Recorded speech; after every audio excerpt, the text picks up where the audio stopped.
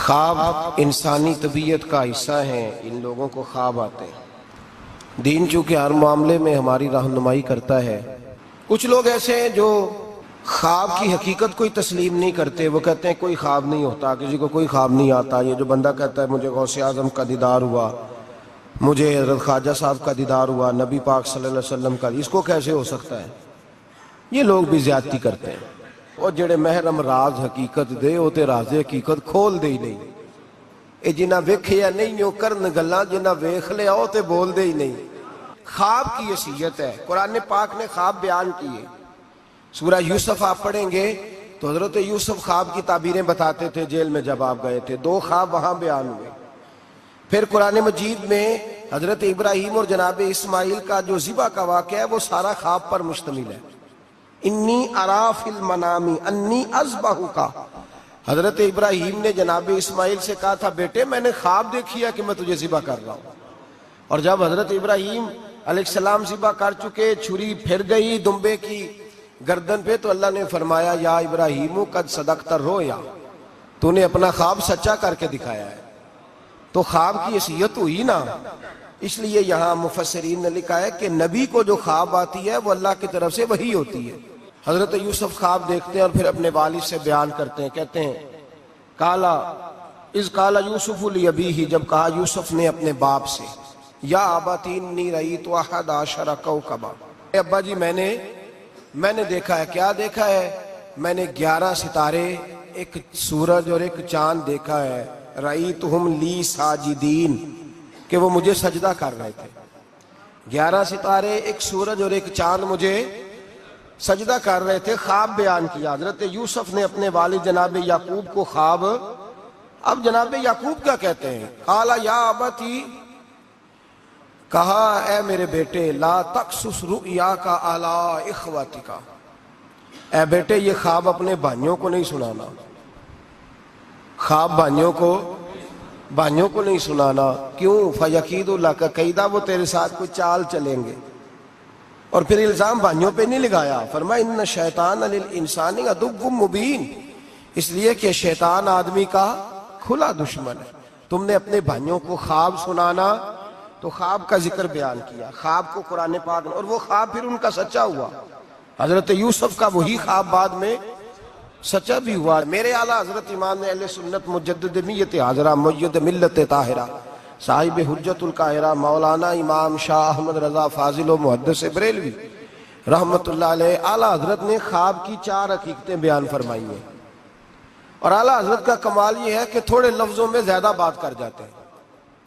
اعلیٰ حضرت نے 4 خواب کی حیثیتیں بیان کی ہیں، یہ آپ نے یاد کرنی ہے، ان کو یاد رکھنا ہے کہ خواب کیا ہوتا ہے۔ اعلیٰ حضرت فرماتے ہیں ایک تو خواب ہوتا ہے نفس کی شرارت سے، جو کام بندہ سارا دن کرتا رہتا ہے وہی اس کی خواب میں وہی خواب آتی ہے اس کو، تو وہ خواب نہیں وہ خیال ہے، پہلی قسم یہ ہے۔ کہ دوسرا خواب اکثر شیطان آدمی سے کھیلتا ہے۔ خود نبی کریم صلی اللہ علیہ وسلم نے فرمایا کہ شیطان رات کو آدمی کی ناک پہ بیٹھ کے وقت گزارتا ہے۔ صحابہ نے عرض کیا یا رسول اللہ صلی اللہ علیہ وسلم وہ ناک پہ کیوں بیٹھتا ہے؟ تو حضور فرماتے ہیں اس لیے کہ اگر رات کو، وہ کہتا ہے اگر بندہ مرنے لگا، سانس اکھڑنے لگا، تو میں معاذ اللہ اسے بے ایمان کر کے ماروں گا۔ تو شیطان خواب دکھاتا ہے آدمی کو، برے خیالات وسوسے پیدا کرتا ہے۔ بخاری مسلم میں میرے رسول کریم صلی اللہ تعالی علیہ وآلہ وسلم نے فرمایا جب تمہیں کوئی برا خواب آئے تو شیطان تم سے کھیل گیا، جب تم کوئی برا خواب دیکھو تو یہ بخاری مسلم ہے، اور 3 نسخے حضور نے بیان فرمائے۔ فرمایا تم نے اپنی بائیں جانب منہ کرنا ہے اور 3 دفعہ تھوکنا ہے، اور 3 دفعہ اعوذ باللہ پڑھے، اور پھر حضور نے فرمایا خواب کا کسی سے ذکر نہ کرے، کسی کو خواب سنانا، ڈراؤنا خواب آئے تو کسی کو سنانا، بیان نہیں کرنا، یہ حکم دیا نبی پاک نے، ہمیں نصیحت فرمائی ہے۔ فرمایا الٹی جانب منہ کر کے 3 دفعہ تھوک دے، اعوذ باللہ پڑھ دے، کسی کو بتائے نہ، 3 باتوں پہ عمل کرے۔ اللہ کے رسول بیان کرتے ہیں کہ اس کا خواب اسے نقصان نہیں پہنچائے گا۔ خواب کی تیسری قسم جو فرشتہ القاء کرتا ہے، فرشتہ بندے کو القاء کرتا ہے، جس طرح ایک شیطان آدمی کے ساتھ ہوتا ہے نا جو گناہ کی طرف بلاتا ہے، اسی طرح اللہ پاک نے ایک فرشتہ پیدا کیا ہوتا ہے جو نیکی کی طرف بلاتا ہے، جو جگاتا ہے بندے کو بار بار۔ اب یہ انسان کا اپنا معاملہ ہے، وہ بات کس کی زیادہ مانتا ہے، تو فرشتہ القاء کرتا ہے۔ وہ جو خواب فرشتہ دکھاتا ہے نا، اس میں ضرورت ہوتی ہے تعبیر کی۔ تعبیر کون بتائے گا؟ وہ بندہ تعبیر، ہر عالم بھی تعبیر نہیں بتائے گا۔ جو قرآن مجید، احادیث مبارکہ اور پھر علوم تعبیر جانتا ہو، معبر ہو، وہ بھی تعبیر بتائے گا۔ اور جب بتائے گا تو میرے اعلیٰ حضرت فرماتے ہیں تعبیر بھی اللہ سے ڈر کے بتائے گا۔ یہ نہیں کہے گا کہ جو میں کہہ رہا ہوں اسی طرح ہے، وہ یہ تعبیر کرے گا، وہ کہے گا جو میری سمجھ میں آیا میں نے بتا دیا، باقی حقیقت کا علم یا اللہ جانتا ہے یا اللہ کے رسول جانتے ہیں۔ حضرت ام فضل رضی اللہ تعالیٰ عنہ، یہ نبی پاک صلی اللہ علیہ وسلم کی چچی ہیں، جناب عباس کی زوجہ ہے۔ حضور کے پاس آئیں ڈری ہوئی، عرض کرنے لگی یا رسول اللہ صلی اللہ تعالیٰ علیہ وسلم، حضور میں نے بڑی خوف والی خواب دیکھی ہے۔ فرمایا چچی کیا ہو گیا؟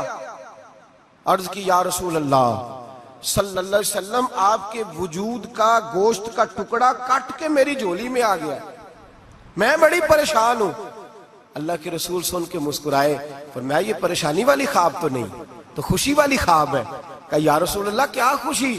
فرمایا میری فاطمہ کو اللہ بیٹا دے گا اور وہ تیری گود میں کھیلا کرے گا۔ اللہ میری فاطمہ کو بیٹا دے گا، وہ تیری گود میں کھیلے گا۔ امام حسن پیدا ہوئے، میرے رسول پاک نے پیدا ہوتے ہی کان میں اذان دی اور فرمایا چچی کو تو بلاؤ، حاضر ہوئی۔ فرمایا یہ لو، اللہ نے تمہارا خواب پورا فرما دیا ہے۔ نبی کریم صلی اللہ تعالیٰ علیہ وسلم نے فرمایا رات میں نے خواب دیکھی ہے۔ حضور فرماتے ہیں میں نے خواب دیکھی۔ حضور کیا؟ فرمایا لوگوں نے قمیضیں پہنی ہیں، کسی کی قمیض پیٹ تک ہے، کسی کی سرین تک ہے، کسی کی گھٹنوں کے نیچے تک ہے۔ عمر میں نے تمہیں دیکھا ہے، اتنی لمبی قمیض پہنی ہوئی تھی کہ تمہاری ٹخنوں تک جا رہی تھی، پیروں تک۔ حضرت عمر پریشان ہو، حضور کیا تعبیر ہے اس خواب کی؟ تو میرے مصطفیٰ کریم نے فرمایا خوش ہو جا، اس کی تعبیر یہ ہے کہ کسی کا دین یہاں تک ہے، کسی کا یہاں تک ہے، تو سارا ہی دین میں لپٹا ہوا ہے، تو سارا دین میں لپٹا ہوا ہے۔ یہ تعبیر ہے اس خواب۔ اب سنیں حدیث، اذان پڑھی جاتی ہے مسجدوں میں 5 وقت الحمدللہ۔ جب جماعت فرض ہوئی تو نبی پاک نے فرمایا لوگوں کو بلانے کیسے ہے بھائی نماز کے لیے؟ ایک صحابی نے مشورہ دیا یا رسول اللہ خشک گھاس، آپ یہ ابھی فصل آئے گی مونجی کی تو اس کے ساتھ وہ جو کیا پرالی کہتے ہیں وہ اپنی زبان میں، وہ جب خشک ہو جاتی ہے نا اس کو آگ لگائیں تو آگ کا لاوا ذرا اونچا جاتا ہے، اونچا۔ صحابہ نے کہا یا رسول اللہ خشک آگ کو آگ لگائیں گے چھت پہ رکھ کے تھوڑی دیر کے لیے، اور یوں کر کے جب وہ اٹھے گی نا تو سارے مدینے میں خبر ہو جائے گی کہ نماز کا وقت ہو گیا ہے۔ حضور نے فرمایا ٹھیک ہے۔ ایک صحابی کہنے لگے یا رسول اللہ صلی اللہ علیہ وسلم اونچا دف رکھ کے زور سے 1-2 دفعہ بجائیں گے لوگوں کو پتا، مختلف باتیں۔ اللہ کے رسول نے فرمایا جاؤ سو جاؤ، سویرے آؤ گے پھر مشورہ کریں گے کیا کرنا ہے۔ اور مالک بھی دیکھے کتنا کریم ہے، جو جماعت کا حکم بھیج سکتا ہے وہ اذان کا نہیں بھیج سکتا، لیکن وہ کہتا ہے لوگ کہیں میرے مصطفیٰ کا دروازہ چھوڑ نہ جائیں۔ فرماتا ہے جاؤ میں نے نماز فرض کر دی ہے، طریقہ بھی میرا نبی بتائے گا اور اذان کے سلیقے بھی میرے مصطفیٰ ہی سکھائیں گے۔ سویرے صحابہ اٹھ کے آئے تو حضرت عمر فاروق آئے، کہنے لگے حضور میں نے خواب دیکھی ہے۔ حضور نے فرمایا تم نے بھی دیکھی ہے اور بھی کئیوں نے دیکھی ہے۔ یا رسول اللہ کیا؟ فرمایا چلو سناؤ۔ ایک صحابی اٹھے کہنے لگے حضور میں نے خواب دیکھی ہے کہ میں ایک بندہ کانوں میں انگلیاں لے کے کھڑا ہے اور کعبے کی طرف منہ کر کے کہہ رہا ہے اللہ اکبر اللہ اکبر اشہد ان لا الہ الا اللہ اشہد ان محمد رسول اللہ حی علی الصلاۃ حی علی وہ یہ کلمات پکار رہا ہے۔ حضور نے فرمایا چل تو بھی سنا۔ کہنے لگا حضور سنانا کیا ہے؟ یہ جو اس نے دیکھا ہے وہی میں نے دیکھا ہے۔ تیسرے سے کہا تو بھی سنا۔ کہا حضور جو اس نے دیکھا ہے وہی میں نے دیکھا ہے۔ چوتھے سے کہا حضور میں نے بھی یہی دیکھا ہے۔ فرمایا تم نے دیکھا نہیں، یہ میرے رب نے تمہیں دکھایا ہے، یہ اللہ نے تمہیں دکھایا ہے۔ فرمایا اب نہ آگ جلے گی نہ یہاں کچھ اور ہوگا، بلکہ میرا بلال چبارے پہ چڑھا کرے گا، مینارے پہ کھڑا ہوا کرے گا، اللہ کا نام بھی پکارے گا اور میرے ترانے بھی پڑھا کرے گا۔ اب اذان ہوگی اور قیامت تک اذان جاری۔ تو اذان کس سے ثابت ہوئی؟ صحابہ کی خواب سے۔ کہاں سے آئی؟ صحابہ کی۔ تو دین میں اگر خواب کوئی اہمیت ہی نہیں رکھتا تو اتنا بڑا کام خواب کے ذریعے ہو گیا۔ تو میرے بھائی خواب کی حیثیت ہے، خواب کو سمجھیں۔ امام سخاوی نے لکھا ہے، علامہ سبوری نے لکھا ہے، مولا علی شیر خدا کرم اللہ تعالی وجہ الکریم، آپ فرماتے ہیں بڑا دیر ہو گئی حضور کے وصال ظاہری کو، کئی سال بیت گئے، لنگ کئی مہینے تے برس گئے، تیری دید نو دیدے ہی ترس گئے۔ فرماتے ہیں دل کرتا تھا حضور کا جلوہ نظر آئے۔ دور تھا حضرت عمر کا، میں درود پڑھتے پڑھتے سو گیا، مجھے خواب میں رسول پاک کا دیدار نصیب ہوا، اور دیدار اس طرح نصیب ہوا کہ اللہ کے رسول فجر کی نماز پڑھا رہے ہیں، میں پیچھے نماز پڑھ رہا ہوں، اور پہلی صف میں 21ویں نمبر پہ میں کھڑا ہوں۔ نبی کریم علیہ السلام نے نماز پڑھائی تو مزہ آ گیا۔ نماز کے بعد حضور نے غلاموں کی طرف رخ پھیرا، ایک کھجوروں کا ٹوکرا آیا، اللہ کے رسول کھجوریں نکال نکال کے تقسیم کرنے لگے، 20 صحابہ کو دی تو 21واں نمبر میرا بھی آیا۔ حضرت علی کہتے ہیں میں خواب دیکھ رہا ہوں، خواب میری وچ ماہی آیا تے میں گل وچ پا لئیاں باواں، ڈر دی ماری اکھ بھی نہ کھولا کتے پھر بچھڑ نہ جاواں۔ کہتے ہیں میں نے دیکھا حضور نے کھجور اٹھائی، اس کو صاف کیا، مجھے دی۔ فرماتے ہیں کچھ کھجور کا مزہ، کچھ دست مبارک کا مزہ، کمال ہی ہو گئی، اتنا ذائقہ آیا۔ حضرت علی فرماتے ہیں دل بڑا کرتا تھا کہ ایک کھجور اور مل جائے، پر سب کو ایک ایک ملی تھی، میں نے مطالبہ نہیں کیا۔ فرماتے ہیں ابھی کھجور کھا ہی رہا تھا کہ مسجد میں اذان کی آواز آئی، میرے دل سے ہاں نکلی کہ یار کبھی تو ٹھہر جاتا نا، تھوڑی دیر کبھی ٹھہر جاتا نا، ذرا ٹھہر جا مؤذن، میرا دل دہل رہا ہے، تو ذرا ٹھہر جاتا۔ کہتے ہیں اٹھا، وضو کیا، سنت پڑھی، بوجھل قدموں سے مسجد گیا، پہلی صف میں کونے میں بیٹھ گیا، مکبر نے اقامت کہی، عمر مصلی پہ کھڑے ہوئے۔ کہتے ہیں میں چونکا اس وقت جب عمر فاروق نے بھی وہی صورتیں شروع کر دیں جو رات خواب میں رسول پاک نے پڑھی تھی۔ میں بڑا حیران ہوا، نماز مکمل کر کے عمر بھی اسی طرح دیوار سے ٹیک لگا کے صحابہ کی طرف منہ کر کے بیٹھے جیسے نبی پاک بیٹھے تھے۔ حد ہو گئی کہ کھجوروں کا ٹوکرا بھی آ گیا۔ کہتے ہیں فاروق اعظم بانٹنے بھی لگے، 21واں نمبر میرا بھی لگ گیا، عمر نے کھجور دی تو ذائقہ بھی بڑا ہی آیا۔